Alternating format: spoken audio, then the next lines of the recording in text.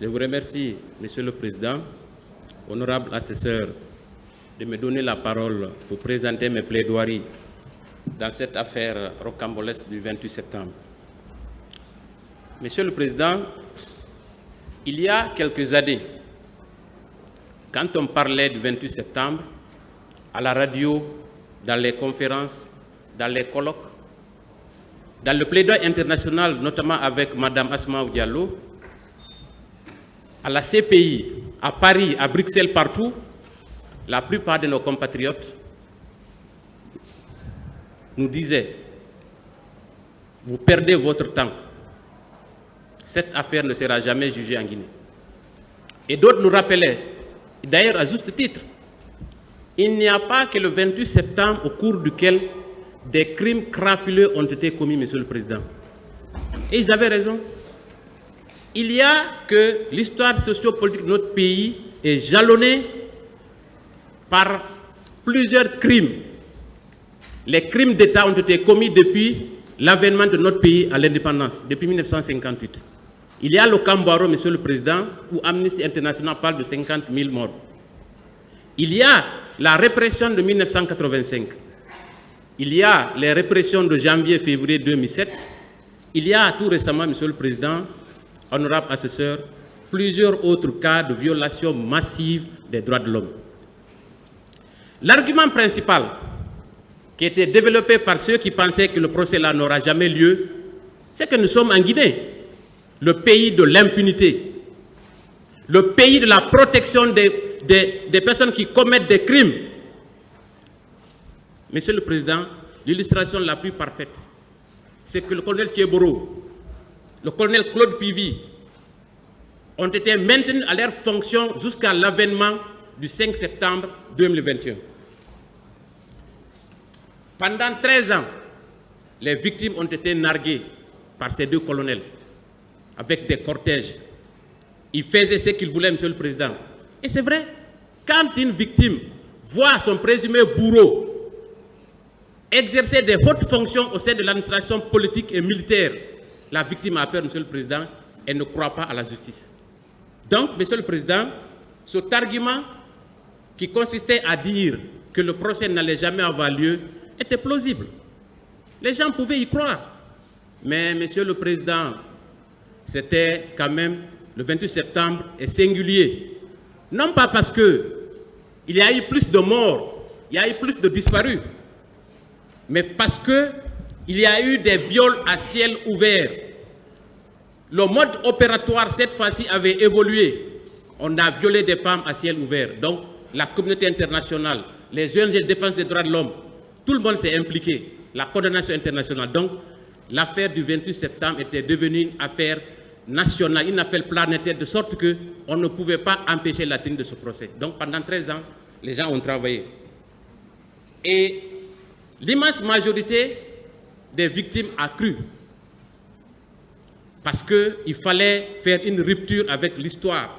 Il fallait, cette fois-ci, mettre fin à l'impunité à travers l'organisation de ce procès. On s'est battu. Les ONG internationales, la communauté internationale, on s'est tous battus pour qu'il y ait ce procès. Le combat fut rude, Monsieur le Président, et périlleux. Mais la détermination du peuple de Guinée, les victimes, a permis de transcender tous les obstacles sur le chemin de la victoire. Certains n'ont pas survécu au combat. Vous savez, Monsieur le Président, le combat, il a été mené par des milliers de personnes, des personnalités. Et je pense principalement à Dr Tianoma Dissou, M. Abdelgadir Sow, tous anciens présidents de l'OGEDAS qui ne sont plus de ce monde. Il y a également Yérodjoul Diallo, le vice-président de l'OGEDAS, et plusieurs autres victimes qui n'ont pas survécu, même après l'ouverture de ce procès. Donc, Monsieur le Président, voilà, cette affaire ne pouvait pas rester dans l'oubli grâce à la résilience aussi des victimes, sans lesquelles le procès n'aurait jamais eu lieu. Et puis, vint l'ouverture de ce procès. Grâce à la détermination des autorités de la transition, ça, il faut le souligner, parce que l'instruction a été clôturée depuis 2007. Plusieurs magistrats, il était question de choisir les magistrats, Monsieur le Président, parce que ce n'est pas un dossier ordinaire. là où il y a des centaines de morts, des centaines de femmes violées, des disparus, où la communauté internationale s'est impliquée, il fallait choisir des magistrats compétents et talentueux, des magistrats intègres. Le choix est porté sur vous, Monsieur le Président et honorable assesseur. Non pas parce que vous étiez les plus anciens. Il y a des magistrats plus anciens que vous dans la magistrature. Mais le choix fut porté sur vous parce qu'on a confiance à votre intégrité. Voilà maintenant, Monsieur le Président, que le procès s'ouvre. Et les victimes avaient exigé que le capitaine Moussa Dadis Camara comparaisse à cette barre. Parce qu'on a dit, si le capitaine Dadis Camara ne comparaît pas à cette barre, nous ne considérons pas ce procès comme étant un procès sérieux. Et finalement, Monsieur le Président, M. Moussa Dadis Camara a comparu avec ses autres accusés. Eh bien, s'ouvre le procès enfin, en présence de toutes les victimes, à la face du monde, Monsieur le Président. Et aussitôt, la défense a commencé cette tragédie, à vouloir prendre ce procès en otage, des menaces à peine voilées, Monsieur le Président, mais vous avez résisté. Ils ont boycotté l'audience, ils ont cherché des stratégies, des stratagèmes pour montrer à la face du monde que ce procès n'était pas équitable. Mais, Monsieur le Président, comment pouvait-il, avec tout ce qui se passe à l'audience publique, prétendre que ce procès ne pouvait pas être équitable? Vous avez géré cette affaire avec professionnalisme. Ils ont même boycotté l'audience, Monsieur le Président, mais cela ne vous a pas empêché de continuer. C'est pourquoi moi, je ne féliciterai pas la défense. Confrères, je vous regarde en face, je ne vous félicite pas. Parce que vous avez voulu saboter ce procès. N'eût été la compétence du président, sa détermination, on aurait suspendu ces audiences. Il y a même eu, Monsieur le Président, dans les couloirs de ce palais, une intention de récuser ce tribunal. Mais, Monsieur le Président, les débats se font en public. Donc, il n'avait pas de stratégie. Et d'ailleurs, à un moment donné, la question de leur remplacement était posée sur la table. Donc, Monsieur le Président, je pense que leur stratagème a évolué. Arrêtez ça, arrêtez ça. Ils ont voulu saboter ce procès. Vous avez été à la hauteur, nous le dirons partout. La dernière audience à laquelle ils ont boycotté cette affaire, Monsieur le Président, leurs clients étaient devant à votre bar. On s'est rendu compte qu'ils voulaient à tout prix justifier leur échec. Parce que, Monsieur le Président, quand un avocat a des difficultés dans un dossier, il s'en prend au tribunal. Vous n'êtes pas l'adversaire de la défense. Vous l'avez prouvé. Vous avez été équitable tout au long de ce procès. Merci, Monsieur le Président. Je voulais faire cette précision parce que je ne peux pas vous féliciter. Alors, Monsieur le Président, vous êtes rentré dans l'histoire pour avoir été, avec vos assesseurs, les premiers dans notre pays, dans la sous-région, à juger un ancien chef d'État et des ministres. Vous êtes rentré dans l'histoire. Et parlant justement d'histoire, Monsieur le Président, honorable assesseur, ce procès a une double dimension historique. Parce que, premièrement, c'est le premier procès de crime de masse en Guinée depuis l'indépendance. Je l'ai dit à l'entame de mon propos. Plusieurs crimes commis restent impunis de nos jours.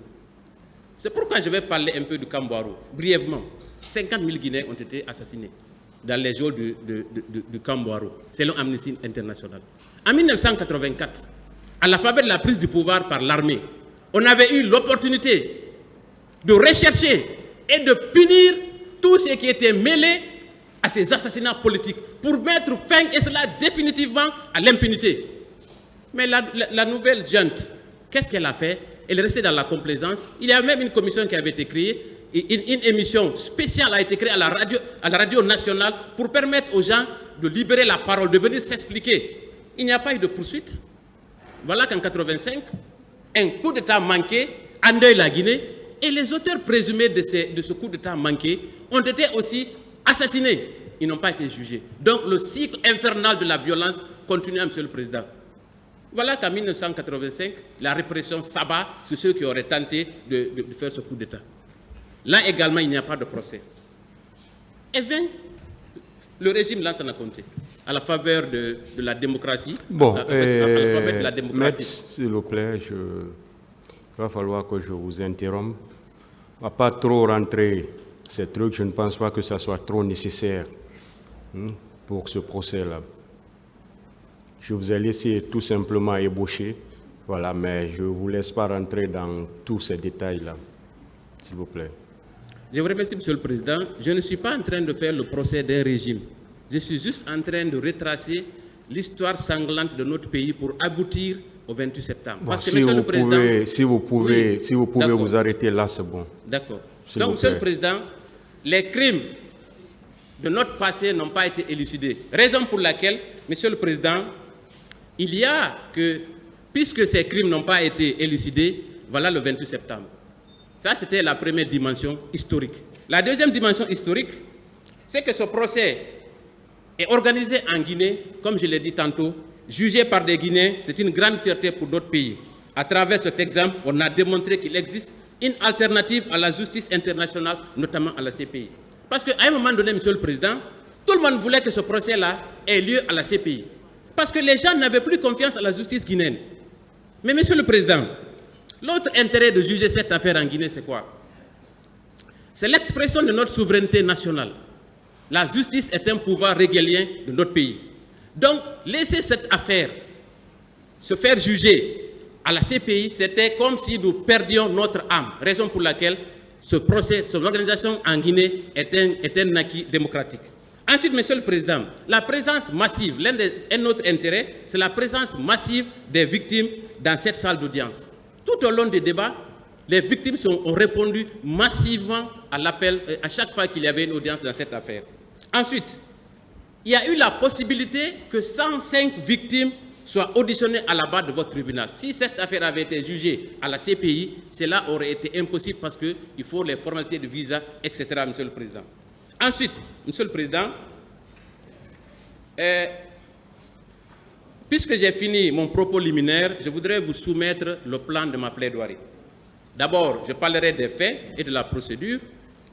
Ensuite, des infractions commises selon l'ordonnance de renvoi, selon la nouvelle qualification de crime contre l'humanité, j'en parlerai aussi contre certains accusés. En troisième partie, Monsieur le Président, je vous parlerai de la responsabilité de cet accusé. Les autres seront, leurs cas seront développés par mes confrères. Ensuite, les conséquences des crimes sur les victimes et enfin, les réparations.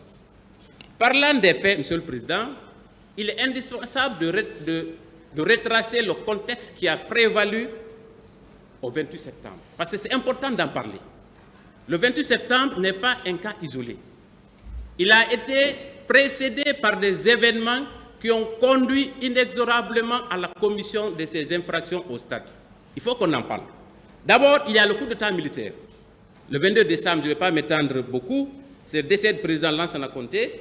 Le 24 décembre 2008, c'est la prise du pouvoir et M. Moussa Dadis Camara s'est autoproclamé chef de l'État qui devait aboutir à des élections en 2009 et il s'est engagé à ne pas participer aux élections. La Constitution a été suspendue, sauf en ce qui concerne le droit de manifester. Il y a eu une adhésion populaire, Monsieur le Président, à la prise du pouvoir. Tout le monde était content parce qu'on a vu au capitaine Moussa Dadis Camara un libérateur, quelqu'un qui aurait pu, s'il avait été honnête et sincère, conduire ce pays vers le développement, vers des élections libres et transparentes. Mais Monsieur le Président, parmi ironie du sort, parmi ceux qui ont applaudi le capitaine Dadis, parmi ceux qui ont parlé de capitaine Dadis, il faudrait qu'il rectifie son langage. Il n'a pas le droit de me dire sincère et honnête. Il a raison. C'est bon, calmez-vous. Asseyez-vous. Il a raison, hein? Il a franchement raison. Monsieur le Président, Voilà. je suis quand même surpris que l'accusé m'interrompt pendant ma plaidoirie. Oui, bon, ça, c'est pourquoi je vous ai dit depuis hier, il y a des termes qu'il faut vraiment éviter. Il y a des termes qu'il faut éviter. En parlant de lui, si vous dites s'il avait été honnête et sincère, voilà. Donc, il a raison de s'offusquer. Voilà. Monsieur le Président, je respecte l'autorité de votre tribunal, mais je voudrais quand même continuer. J'ai beaucoup de respect pour le tribunal et les accusés ici présents. Voilà, donc évitez des termes comme ça. Évitez des termes comme ça si vous ne voulez pas que vous soyez interrompu. S'il vous plaît. Alors, Monsieur le Président, il y a eu une adhésion populaire, comme je le disais tantôt. Toute la population est sortie acclamer le capitaine Dadis, moi y compris. Ironie du sort, Monsieur le Président, ceux qui ont applaudi ce jour-là pour l'avènement du CNDD au pouvoir, beaucoup y laisseront la peau au stade. Plusieurs femmes qui sont sorties, étaler leur pagne sur la rue pour acclamer ce nouveau régime, seront violées au stade. Des gens vont disparaître parce que le CNDD a décidé de confisquer le pouvoir. C'est l'ironie du sort. On l'a tous soutenu, Monsieur le Président. Monsieur le Président, après l'euphorie, vient très rapidement la désolation, les intimidations, le désenchantement dans la conduite de la transition. Parce que la parole qui avait été donnée n'a pas été respectée, Monsieur le Président. On assiste à des braquages des citoyens dans les rues de la capitale par les forces de défense et de sécurité. Une justice parallèle est installée au camp. Même des décisions de la Cour suprême sont critiquées. Des magistrats sont embastillés. Des magistrats sont menacés dans l'exercice de leurs fonctions. Monsieur le Président, voilà où cela nous a conduit pour avoir acclamé de bonne foi un régime militaire.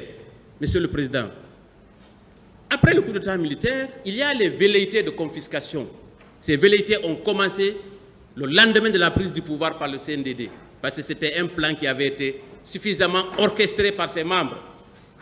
Ces velléités de confiscation, Monsieur le Président, se traduiront d'abord à partir de janvier 2009. La question de la candidature du président Dadis va se poser. Des mouvements de soutien vont être créés par-ci, par-là. Des démagogues vont être recrutés pour faire l'apologie du CNDD. De l'argent va être distribué à flot pour que ces démagogues-là puissent chanter les louanges du président Dadis. Voilà la réalité guinéenne. Des slogans vont apparaître, font leur apparition. Dadis doit rester, Dadis ou la mort, Monsieur le Président. Et cela est tenu par des hauts responsables du CNDD. Les Dadis shows vont commencer.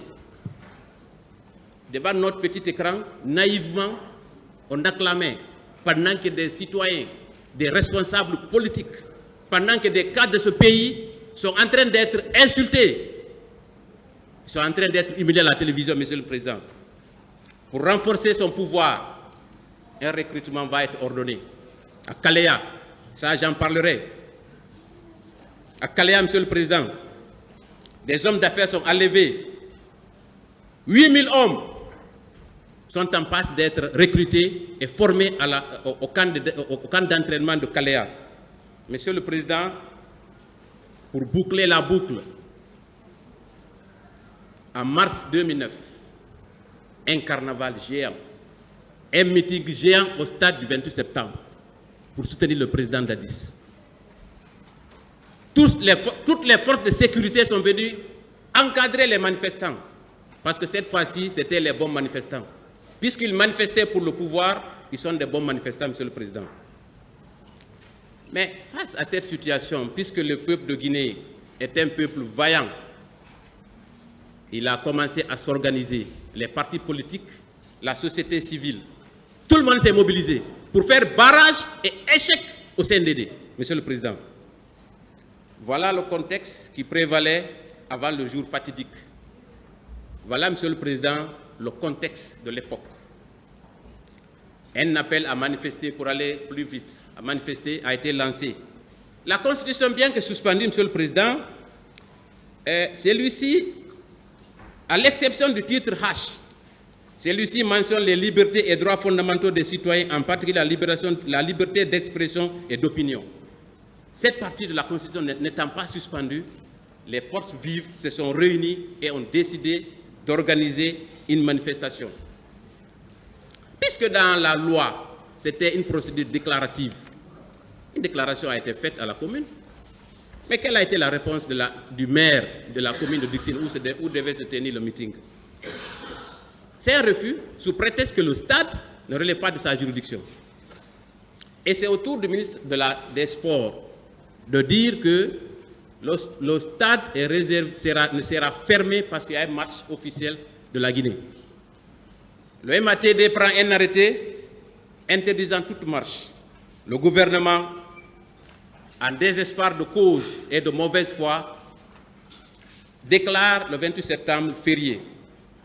Monsieur le Président, pendant ce temps, les forces vives s'organisaient, des réunions se tenaient. Et il y a même un comité chargé de la sécurité. Des jeunes ont été recrutés pour encadrer la marche, pour s'assurer que chaque citoyen qui manifeste ne soit pas armé, même d'un simple caillou. Cette commission a été mise en place. Des jeunes ont été recrutés. Ils avaient des tenues spécifiques pour dire que c'est eux qui encadraient la marche. Mais l'obligation du gouvernement, c'était aussi d'encadrer la marche. Alors, pendant tout ce temps, le CNDD est resté insensible et sourd aux revendications légitimes du peuple. Et, Monsieur le Président, les sages, les religieux sont intervenus. Il suffisait juste pour le capitaine Dadis de dire à la télévision nationale, de clarifier sa position, pour dire « Je ne serai pas candidat, je respecterai ma parole ». Et cette manifestation n'aurait jamais eu lieu. Et jusqu'à la dernière minute, les patriotes, les citoyens de la Guinée espéraient un sursaut du capitaine Dadis pour indiquer clairement à la face du monde, puisque le problème fondamental, c'était sa prochaine candidature, s'il indiquait le 27 septembre, la nuit, même à 0 heure, qui ne se présentait pas, il n'y aurait pas eu de manifestation, Monsieur le Président. Mais il est resté dans sa logique parce qu'il avait un plan. Et c'est à 1 h du matin qu'il appelle M. Sidi Touré pour dire « Vous devez reporter votre manifestation ». Mais Monsieur le Président, comment M. Sidi Touré aurait pu... À l'époque, l'Internet n'était pas aussi libéré. Il n'y avait pas aussi de connexion. Les gens n'étaient pas connectés comme aujourd'hui. Si c'était aujourd'hui, peut-être que M. Sidi Touré aurait pu envoyer un simple tweet pour que tous les manifestants sachent que la marche est reportée. Et quelle était la raison? Mais ils ne pouvaient pas. Donc, il y a eu échec des négociations. Alors, Monsieur le Président, la confrontation tant redoutée était en passe de se réaliser. Et qui étaient les protagonistes, Monsieur le Président? Il y a d'un côté le peuple souverain, détenteur de toute la souveraineté, d'un côté. De l'autre, il y a la junte qui était devenue illégitime, parce qu'elle n'avait plus le soutien et l'adhésion populaire. Donc, c'était les deux protagonistes. Ensuite, quelles étaient les armes de chaque camp? Le camp du peuple, quelles étaient les armes à leur disposition? Il y a le stylo du côté du peuple, il y a les pancartes, il y a les banderoles. C'était ça, les armes du peuple. De l'autre côté, Monsieur le Président, la junte illégitime avait les chars, avait les blindés, avait les kalachnikovs, avait toutes sortes d'armes, et même des hélicoptères. Mais, Monsieur le Président, dans la marche d'un peuple face à son histoire, un peuple ne peut pas reculer. Donc, la confrontation était inévitable. Parce qu'il était hors de question, Monsieur le Président, que les forces vives se laissent piétiner par cette junte militaire. Alors, ce qui était redouté était sur le point d'arriver. Voilà maintenant, Monsieur le Président, ce qui nous a conduits au 28 septembre. Le jour de la manifestation.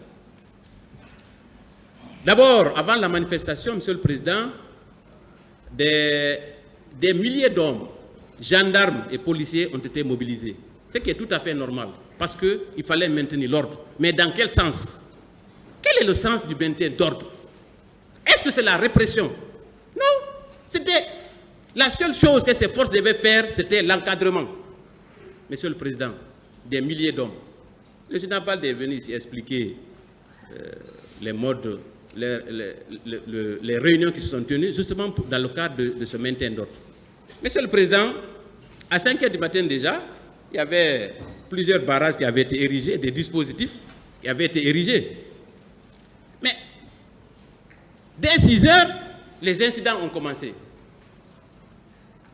Parce que le peuple avait le droit de manifester et il fallait à tout prix empêcher les regroupements dans les différents quartiers. Aux abords du stade, que ce soit à Hamdallah et Donka, Fondis, des accrochages ont lieu. Aux abords du stade, une personne est tuée par des gendarmes, par les services spéciaux du colonel Tchéboro en présence de leur commandant. Ça, c'est avéré. Ça, c'était à 6 heures du matin. Il vous a dit ici à la barre qu'il est arrivé très tôt au stade. Il a raison. Mais c'est devant lui que cette personne a été tuée. Ensuite, à la Bellevue, Monsieur le Président, vous savez, le meeting n'a jamais été prévu à l'entrée du stade. C'était sur l'esplanade du stade. C'était l'objectif qui avait été assigné aux organisateurs. Mais comment organiser, comment trouver le moyen de communiquer? Il y avait un camion qui avait été chargé du matériel sonore. Ce camion devait venir se garer sur l'esplanade du palais. C'est une remorque.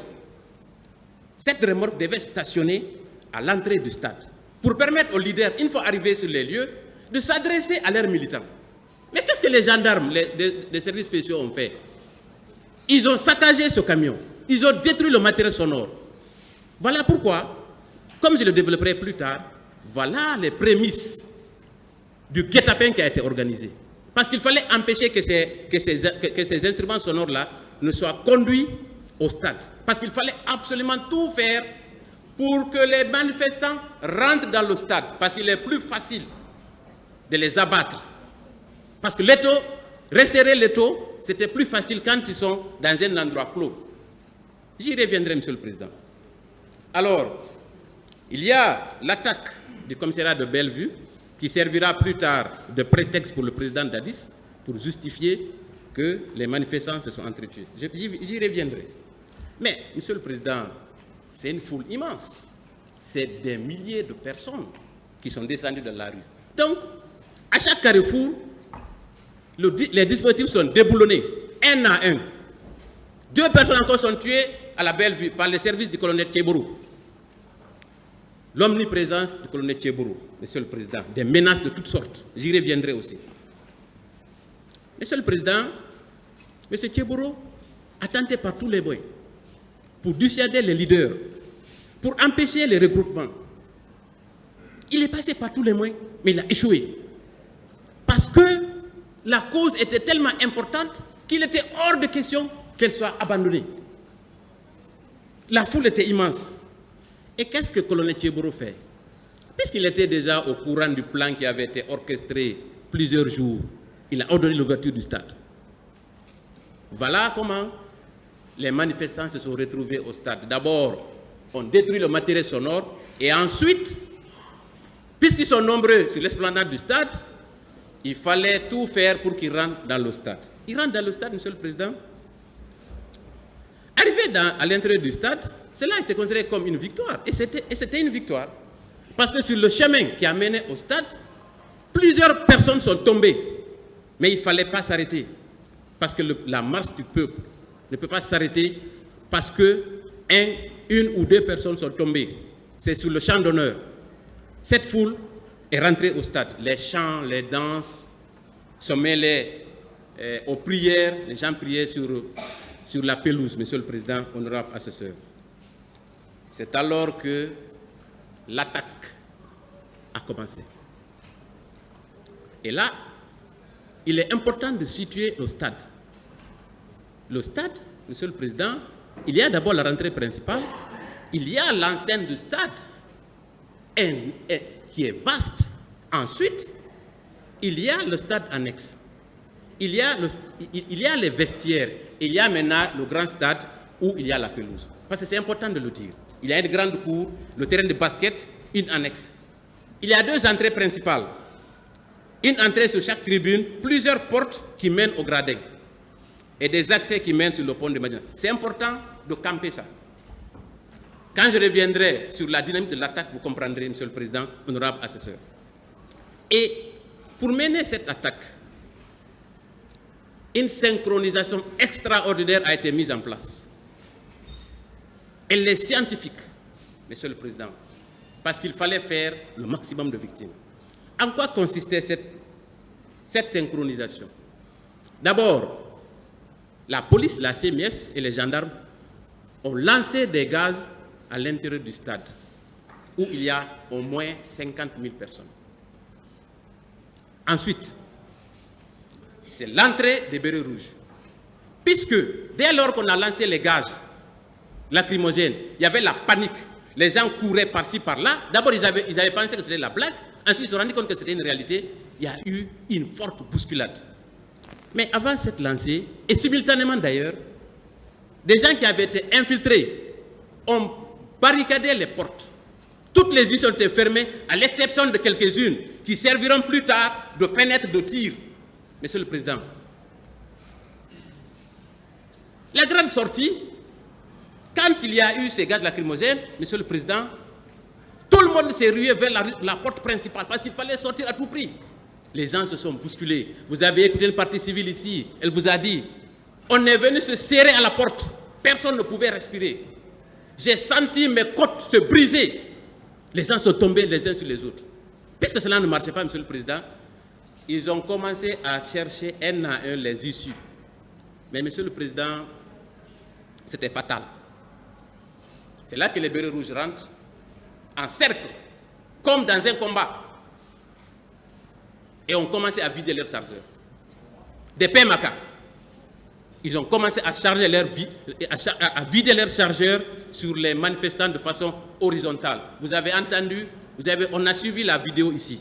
On entend les crépitements des balles en direction des manifestants, comme s'ils étaient dans un combat. Ça, c'est le rôle des bérets rouges. Les gendarmes lancent le gaz, créent la panique, les bérets rouges entrent, se mettent en cercle, arrosent la foule, et en troisième lieu, Monsieur le Président, les miliciens, armés de couteaux, qui avaient déjà barricadé les issues, se mettent à poignarder ceux qui survivaient. Parce que ceux que les balles ne pouvaient pas atteindre et qui avaient la chance de s'extirper de cet endroit étaient pourchassés et achevés par ceux qui avaient des couteaux. Ils étaient habillés en Chelsea. On en a parlé. 2 cars ont été conduits au stade. On reviendra sur ça, Monsieur le Président. Les issues sont bloquées. Et les bérets rouges sont postés à chaque issue. Et vient maintenant l'impensable. L'impensable, Monsieur le Président, les viols. Là, c'est le summum de la barbarie. On n'était pas habitué à ça. Derrière les vestiaires, Monsieur le Président, les bérets rouges ont commencé à rafler les femmes, à posséder, à les utiliser. Je suis peiné quand je parle de ça. Des viols collectifs, une femme, 2 hommes, 3 hommes. On nous a dit ici que c'était impossible, Monsieur le Président. Vous voyez-vous, c'est encore réveiller la plaie. C'est comme si ces femmes étaient perpétuellement violées. Parce qu'après avoir subi ce acte, on est en train de le nier. Monsieur le Président, cette synchronisation des assassins au stade, c'est une véritable chasse à l'homme. Et je vais faire un parallèle à ce qu'on appelle la battue. Je pense que tout le monde ici sait ce qu'on appelle la battue, Monsieur le Président. C'est un événement qui a lieu en campagne, où des chasseurs se regroupent, s'organisent pour tuer au maximum des animaux. C'est ce qu'on appelle la battue. Ça y ressemble fortement, Monsieur le Président, parce que le mode opératoire est le même si la finalité est différente. Au stade, Monsieur le Président, comme je l'ai décrit tout de suite, c'est le même mode opératoire. Dans une battue, les chasseurs se regroupent, ils recrutent, ils cherchent des armes, ils créent presque un enclos, ils sont avec des chiens, ils crient. Quand les animaux sont regroupés, ils cherchent à s'échapper, c'est là qu'ils s'entendent comment les abattre. C'est ça, il y a une synchronisation entre les chasseurs, entre les chiens et ceux qui crient, qui font comme des rabatteurs. Ils essaient de crier pour que les animaux se regroupent en un seul endroit pour être plus efficaces. C'est le même opérateur qui a été opéré au stade. Mais c'est le chasseur, monsieur le président. Lui ne chasse pas pour chasser. Il ne chasse pas pour chasser. Il chasse pour un but bien déterminé.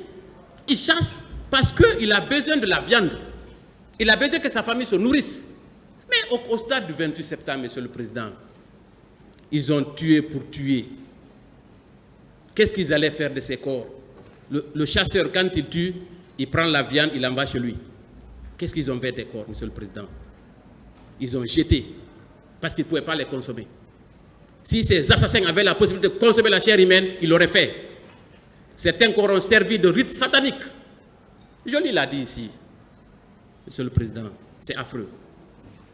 C'est le même système. Alors, monsieur le président, des viols sont commis par dizaines. Des agressions, des arrestations, des dizaines de manifestants conduits dans nos différents camps. Comme si les camps étaient des lieux de détention légaux. Un camp n'est pas un lieu de détention légal, monsieur le président. Nous avons les gendarmes et les polices. Même si ces manifestants, par ailleurs, avaient violé une quelconque loi, on n'avait pas le droit de les arrêter pour les envoyer dans les camps. Je reviendrai aussi sur cette question. Et pire, monsieur le président, après les viols, d'autres femmes ont été enlevées et maintenues en esclavage pendant des jours. Pendant des jours. Monsieur le président, pendant des heures alors, dans cette ambiance apocalyptique, monsieur le président, c'était Armageddon. Les bérets rouges ont déchaîné les enfers sur des citoyens sans défense. Cela ne doit pas rester impuni, monsieur le président. Venons-en maintenant à l'attaque des leaders. Parce que quand les simples citoyens, entre guillemets, sont attaqués, certains ont estimé qu'il était possible de se sauver s'ils étaient à côté de leurs leaders. Mais monsieur le président, c'était peine perdue. Ils se trompaient. En réalité, ces leaders aussi étaient la cible de ceux qui étaient venus les tuer. La preuve, c'est Ludaleng a échappé de peu. Parce que Sankara Kaba, le chauffeur du président ici présent, président Dadis, a voulu tirer sur lui. Et là, il a vu ça parce qu'il avait un de ses gardes, une de ses gardes rapprochés du nom de Silla, qui est venu s'interposer. Il a été battu, des côtes brisées par les bérets rouges, monsieur le président, notamment Marcel qui les conduisait. Vous avez suivi tout le débat ici, comment sa garde rapprochée a pu l'extirper de cet endroit. Il y a également Sidi Touré, qui a reçu un coup, plusieurs fois des coups sur la tête, assénés par M. Marcel Guilabouki. Monsieur le Président, parlant de Fall aussi, il a été agressé. Docteur Keita est venu expliquer comment sa femme a été agressée et comment, Monsieur le Président, elle a sollicité de l'aide au colonel Kiebourou. Agressée par des personnes, battue, presque à l'agonie, et s'est agrippée sur le pied du colonel Kiebourou. Quelle a été sa réponse? Il a rejeté. Et le béret rouge qui le conduit, le béret rouge qui assure sa sécurité, a giflé Mme Keita. Il a dit ici. Monsieur le Président, mais comment peut-on aujourd'hui, avec tous ces faits, venir s'arrêter à cette barre, nous réclamer des preuves, ou alors dire il n'y a pas eu de viol, il n'y a pas eu ceci et cela, c'est des images importées d'ailleurs. Monsieur le Président, je crois quand même qu'on est tous humains. Monsieur le Président, pour finir sur cette partie, quelles sont les armes qui ont été utilisées au stade? Parce que c'est important de le préciser. Le maintien d'ordre, nous savons tous, il y a les gaz lacrymogènes, il y a les matraques, mais ce ne sont pas ces armes qui ont servi à maintenir l'ordre, en tout cas sur l'entendement du CNDD et de son président. L'une des armes utilisées, la plus fréquente d'ailleurs, c'est le pistolet mitrailleur AK-47. Une arme d'assaut très mortel et très efficace. Ce fusil d'assaut a une cadence de 600 coups minutes. Autrement dit, quand il y a un chargeur de 30 balles, ça te prend juste une dizaine de secondes pour vider ton chargeur. En 10 secondes, tu as la capacité de vider ton chargeur sur une cible. Et Monsieur le Président, ce qui est étonnant, comment des gens entraînés, aguerris au combat, vous savez, même dans les champs de tir, et je reviendrai un peu plus tard sur les préjudices que les victimes ont subis, au champ de tir, en fait, c'est anecdotique. Les champs de tir, il n'y a que le buste. En bas, il y a une tige. Donc, ils ont exécuté exactement ce qu'ils ont appris sur les citoyens. Sauf qu'on leur enseigne que c'est sur l'ennemi qu'on tire, ce n'est pas sur des civils. Monsieur le Président, cette attaque, elle est barbare. Vous conviendrez avec moi. Les types de blessures, j'en parlais tout de suite. Et les rescapés portent sur les parties vitales des cicatrices de blessures, par balle, par poignard, crosse de fusil, etc. Plusieurs victimes, Monsieur le Président, il a été constaté que c'est à partir de l'abdomen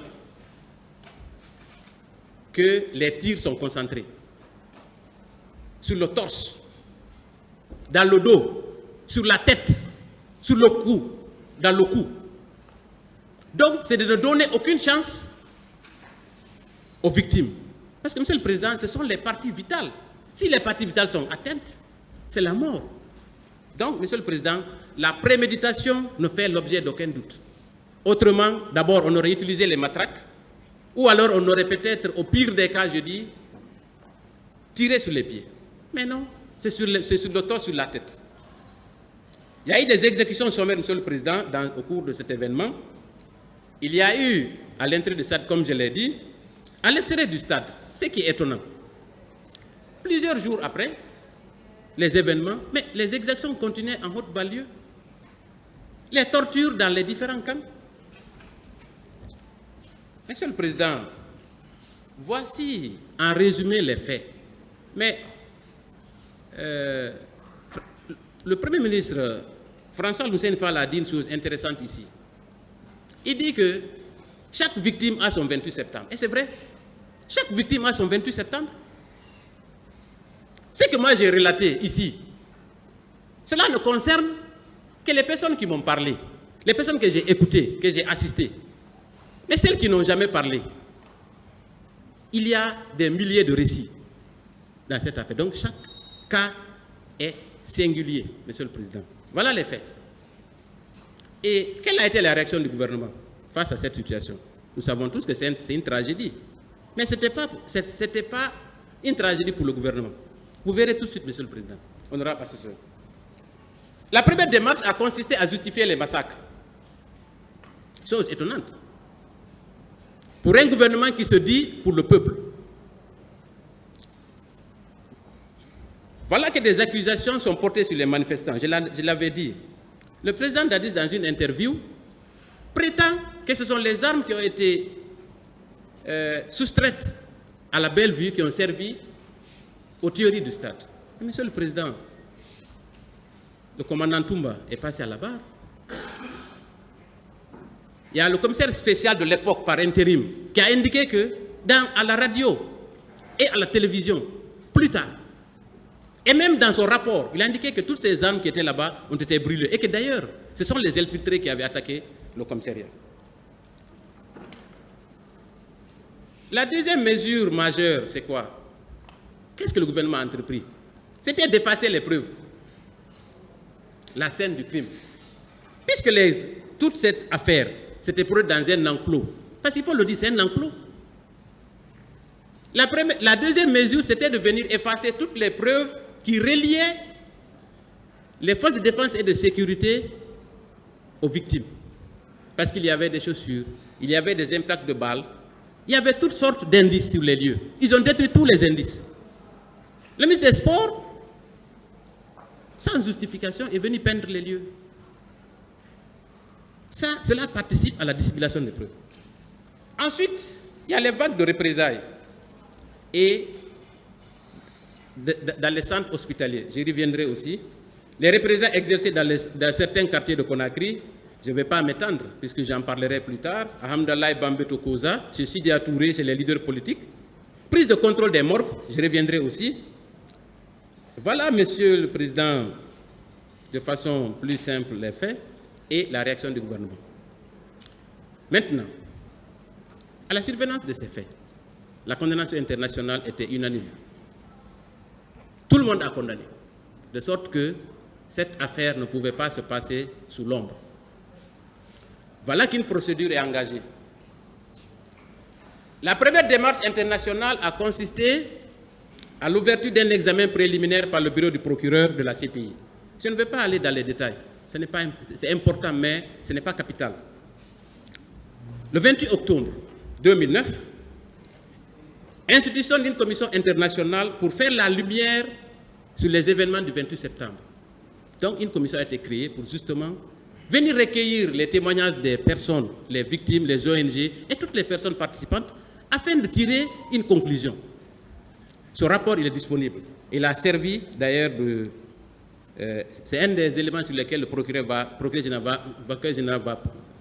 général va utiliser pour requérir une information. Le 17 décembre, la commission publie son rapport. Et plusieurs hauts responsables sont épinglés, parmi lesquels se trouve le président Moussa Dadis Camara, le commandant Toumba et plusieurs autres. Le 8 février, après donc la publication de ce rapport, puisque le gouvernement était sous pression, le capitaine Dadis a autorisé l'envoi de cette commission et ensuite l'ouverture d'une procédure. La création de la commission nationale d'enquête. Ça, c'était pour créer la diversion. Je n'en parlerai pas, parce que les conclusions de ce rapport sont à l'image de ceux qui l'ont rédigé. Nous savons pertinemment comment toutes ces personnes ont été choisies. Je ne vais pas rentrer dans les détails. Il y avait des magistrats, des avocats. Je vais taire cette partie.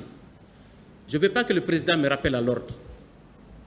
Sinon, il y a des choses à dire sur ce rapport. Je vais passer.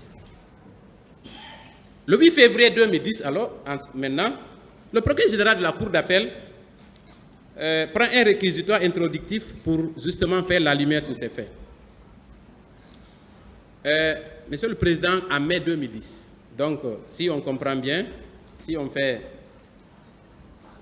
on se rappelle, le 8 février 2010, réquisitoire introductif, mai 2010, constitution de partie civile de la FIDH, l'OJDH et de l'AVIPA.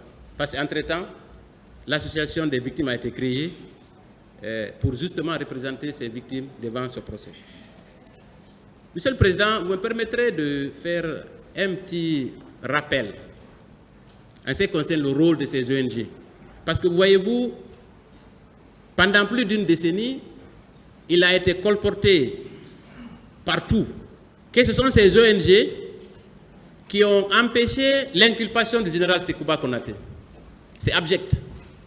Nous avons été touchés par ces déclarations qui ont persisté, qui ont alimenté la polémique.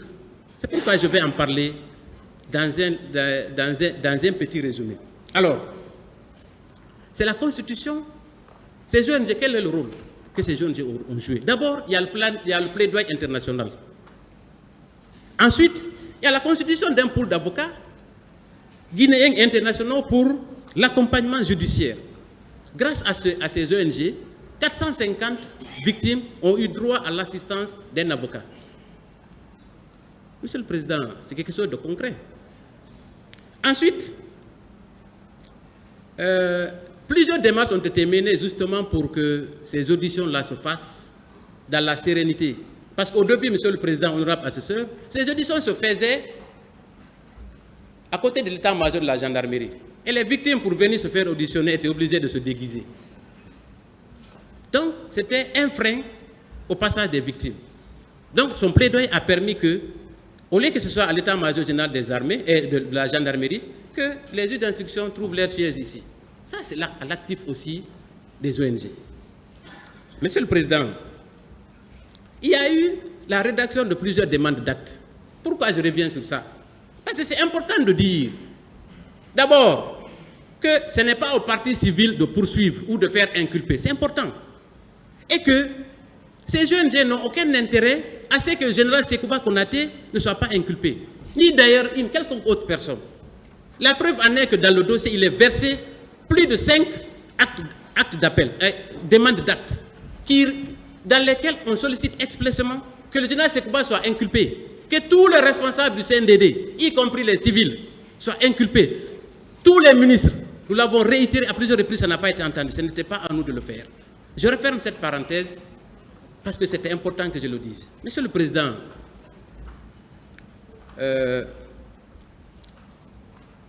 il est important aussi de dire que assister ces victimes a été une grande expérience pour moi.